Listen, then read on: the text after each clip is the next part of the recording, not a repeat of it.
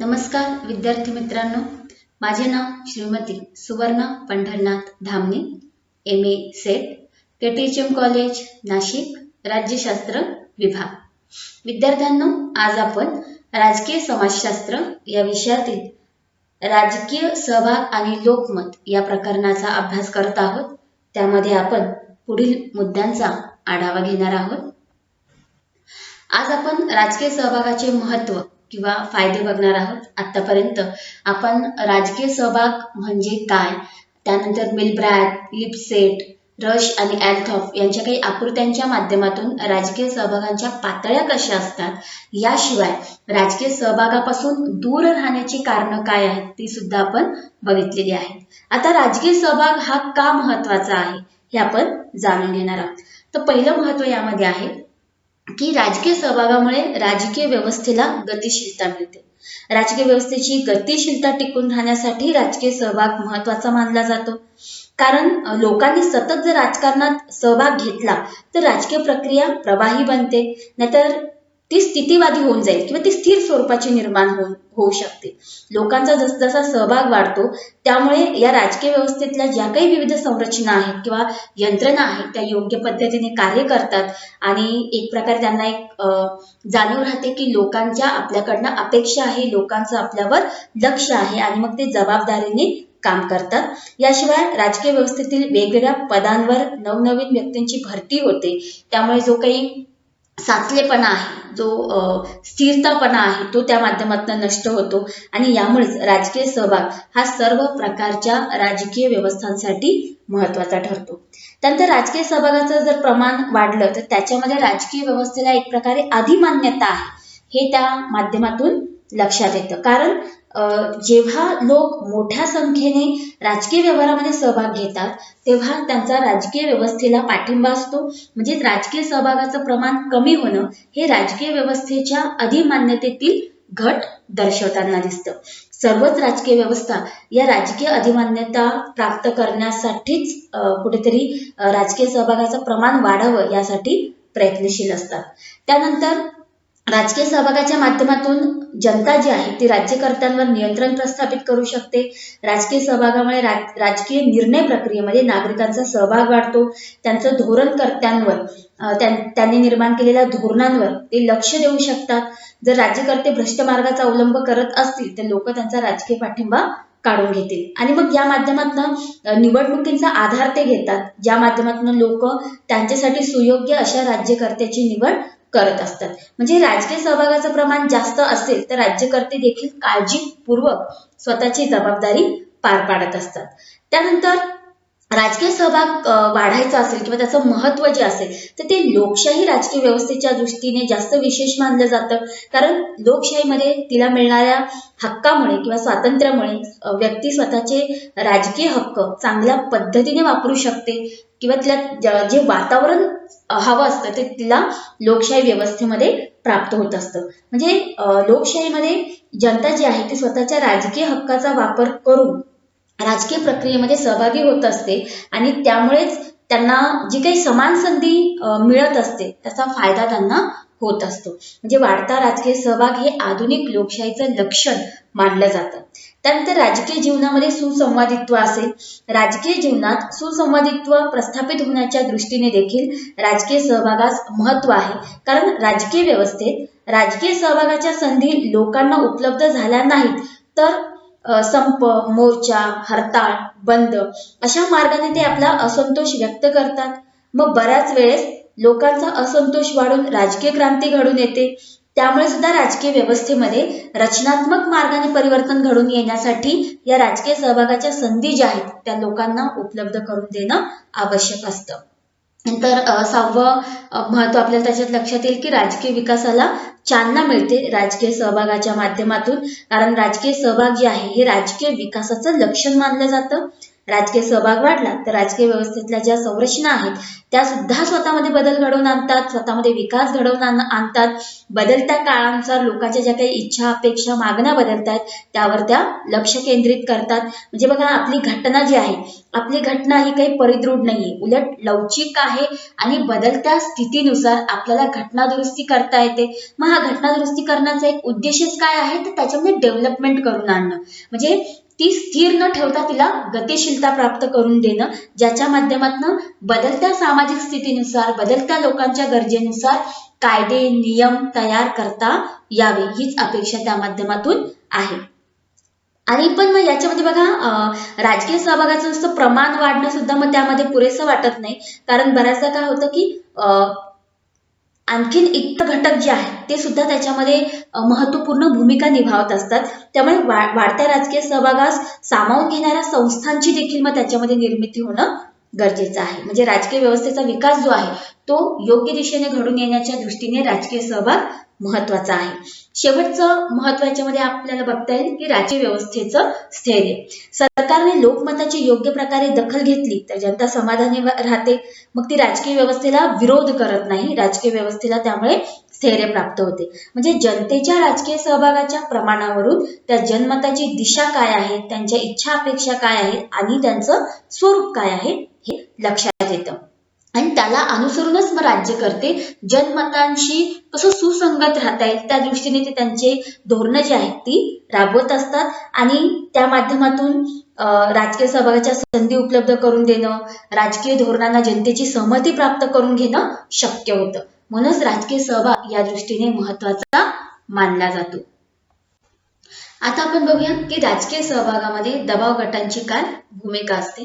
कारण एक व्यक्ती राजकीय सहभाग नोंदवते त्याच्यापेक्षा दबाव गटाच्या माध्यमातून विविध समूह स्वतःच्या हितसंबंधांची पूर्तता करत असतात. त्यामुळे एका व्यक्तीपेक्षा या समूह गटांचा प्रभाव जो आहे तो राजकीय प्रक्रियेमध्ये खूप मोठ्या प्रमाणामध्ये दिसून येतो. त्यामुळे या दबाव गटांची भूमिका कशा स्वरूपाची आहे ते आपण जाणून घेणार आहोत.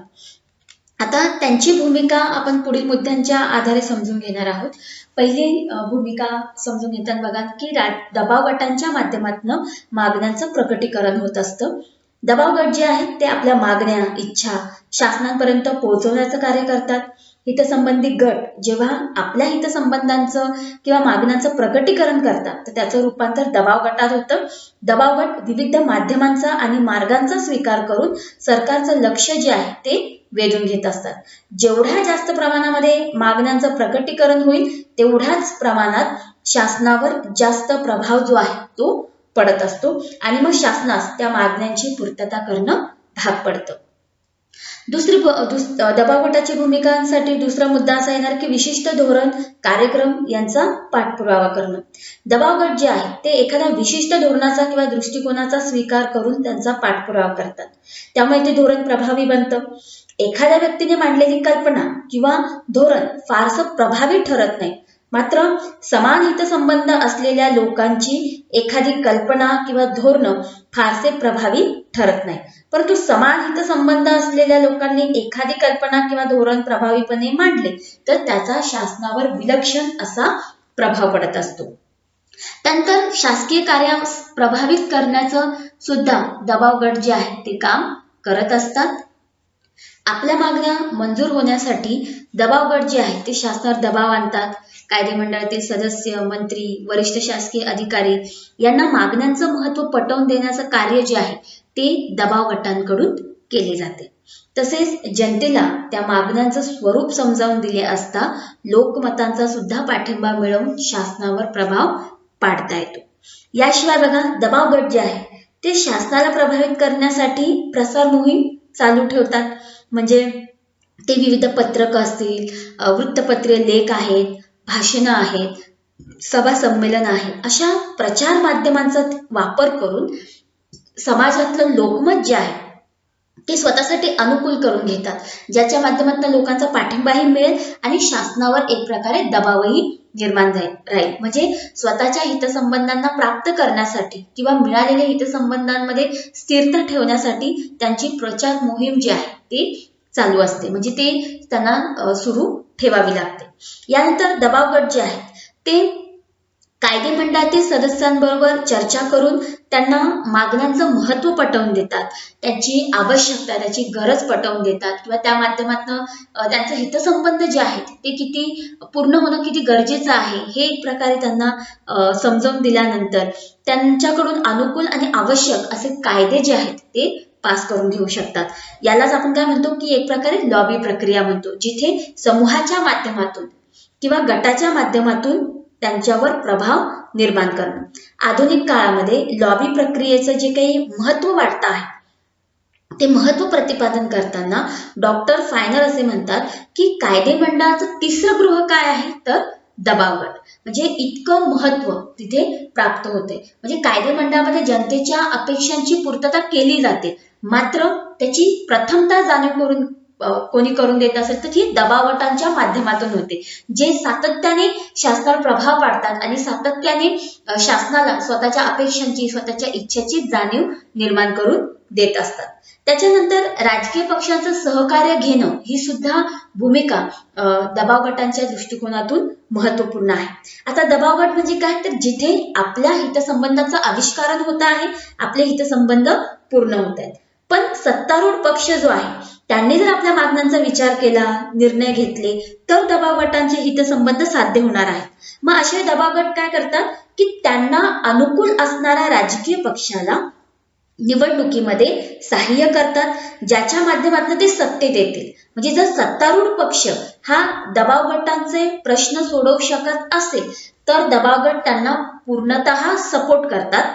पण जर हाच सत्तारूढ पक्ष त्यांचे प्रश्न सोडवू शकत नसेल तर अशा वेळी दबावगट निवडणुकीच्या काळात विरोधी पक्षांना सहकार्य करतो, त्यांना पाठिंबा देतो आणि त्यांच्या माध्यमातून आपले प्रश्न अधिक प्रभावीपणे मांडतो आणि त्यांच्या माध्यमातून ते पूर्णही करून घेतो किंवा त्यांना एक प्रकारे सत्तारूढ होण्यासाठी सहाय्य करतो. म्हणजे स्वतःच्या हितसंबंधाच्या आविष्करणासाठी आवश्यक असेल अशा राजकीय पक्षासोबत जाण्यास दबावगट तयार असतो. त्यांना सहकार्य करणं, त्यांना पाठिंबा करणं अशा भूमिकेमध्ये आपल्याला तो येताना दिसतो. त्याच्यानंतर दबावगट जे आहे ते बऱ्याचदा राजकीय तंत्रांचा पण वापर करतात. म्हणजे प्रत्येक वेळी राजकीय व्यक्तींना, पक्षाला किंवा कायदे मंडळापर्यंत आपलं म्हणणं पोहोचवलं म्हणजे आपल्या हितसंबंधाचं आविष्कारण झालं असं होत नाही. मग बऱ्याचदा सरकारचं लक्ष वेधण्यासाठी, लोकांचं लक्ष वेधण्यासाठी दबावगटांना काही मार्गांचा अवलंब करावा लागतो. आपल्या मागण्या मान्य करून घेण्यासाठी ते घेराव करतात, मोर्चे करतात, संप आहेत, निदर्शन आहेत, या मार्गांचा अवलंब करतात. जसं शेतकरी आहे, शेतकरी संघटनेच्या माध्यमातून ते रास्ता रोको आंदोलन करतात आणि शासनावर विशेष प्रभाव पाडतात.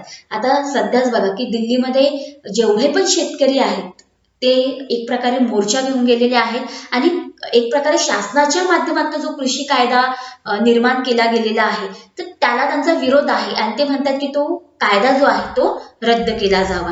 म्हणजे अशा पद्धतीने पुन्हा सरकारवर प्रभाव पाडण्याच्या दृष्टिकोनातून हे जे शेतकरी आहे, या शेतकऱ्यांचा हा जो समूह आहे याने एक प्रकारे स्वतःचा दबदबा आणि प्रभाव निर्माण केलेला आहे. इव्हन लोकांना सुद्धा स्वतःविषयी विचार करायला त्यांनी भाग पाडलेला आहे. म्हणजे बऱ्याचदा शेतकऱ्यांच्या बाबतीमध्ये सरकार असेल किंवा सामान्य जनता पण असेल तर ती फारशी त्या दृष्टिकोनातनं फार उत्सुकतेने बघतेच असं नाही. पण आज लाखो लोक दिल्लीत जाऊन जेव्हा सरकार विरुद्ध एक प्रकारे विरोध दर्शवत आहे तर अशा वेळी जगाचं सुद्धा लक्ष तिकडे लागलेलं आहे की एवढ्या मोठ्या प्रमाणामध्ये शेतकरी जे आहेत ते त्या कायद्याला विरोध करतायत, तर त्या संदर्भामध्ये शासन आता काय निर्णय घेणार आहे. त्यानंतर बघा की सरकार आणि जनता यांच्यामधील दुवा असण्याचं काम, यांच्यामध्ये संपर्क करण्याचं काम जे आहे ते दबावगटांच्या माध्यमातून होत असतं. जनतेच्या अडीअडचणी, तक्रारी सरकारपर्यंत पोहोचवण्याचं कार्य जे आहे ते दबावगट करीत असतात.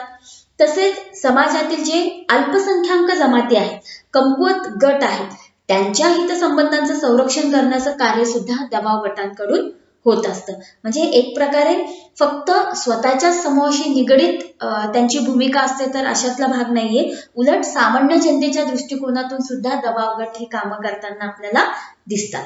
त्यानंतर अप्रत्यक्षपणे निवडणुकांमध्ये सहभाग नोंदवणं.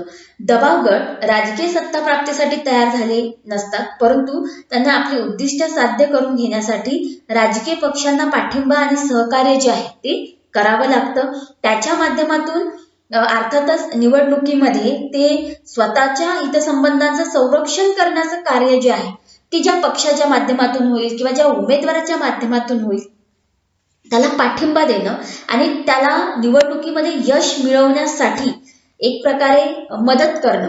म्हणजे एक प्रकारे राजकीय पक्ष सुद्धा अशा पद्धतीने दबाव गटांना आश्वासन देतात की आम्ही तुमच्या हितसंबंधांची पूर्तता करू आणि त्यांचा पाठिंबा किंवा त्यांचं सहकार्य जे आहे ते या निमित्ताने मिळवत असतात. म्हणजे एका बाजूला असं नाही की दबाव गटच स्वतःच्या हितसंबंधांच्या अनुषंगाने राजकीय पक्षांशी अशा पद्धतीच्या वाटाघाटी किंवा वार्तालाप करत असतील, तर जे राजकीय पक्ष आहेत म्हणजे सत्तारूढ असतील किंवा विरोधी पक्ष असतील तर हे सुद्धा त्या दृष्टिकोनातून तयारीत असतात की अशा पद्धतीने आपण दबाव गटांचा सपोर्ट किंवा त्यांचा पाठिंबा मिळवू शकू, कारण त्यांना सत्ता प्राप्तीसाठी हे उपयुक्त आहे, आवश्यक आहे. त्यानंतर सर्वसामान्य जनतेचा सहभाग वाढवणं या दृष्टिकोनातून सुद्धा दबाव गटांची भूमिका जी आहे ती महत्वपूर्ण आहे. सर्वसामान्य जनतेचा राजकीय सहभाग वाढवण्यासाठीचा जो भाग आहे ज्याच्यामध्ये दबाव गटांची जी भूमिका आहे ती आवश्यक वाटते, कारण लोकांमध्ये जनजागृती करायची असेल, लोकांना जर जनतेला आपल्याला कल्याणकारी योजना समजून द्यायच्या आहेत, त्यांचं महत्व पटवून द्यायचं असेल तर दबाव गटांचा वापर जो आहे तो अधिक उपयुक्त ठरताना दिसून येतो. आणि आपल्याला एक जाणवतं की लोकांमध्ये राजकीय सहभाग जर वाढवायचा असेल, त्यांना राजकीय प्रक्रियेविषयी जास्त माहिती उपलब्ध करून द्यायची असेल तर त्या दृष्टिकोनातून सुद्धा दबाव गट एक महत्वपूर्ण भूमिका निभावतात. ते कुठेतरी समाजामध्ये एक प्रोत्साहनपर असं वातावरण निर्माण करतात. लोकांना एक प्रकारची जाणीव करून देतात की आपल्या हितसंबंधांची पूर्तता करायची असेल तर आपण कशा पद्धतीची कृती केली पाहिजे, कोणत्या पद्धतीचे मार्ग अवलंबले पाहिजे, ज्याच्याने समाजातल्या लोकांना किंवा जनतेला प्रोत्साहन मिळतं.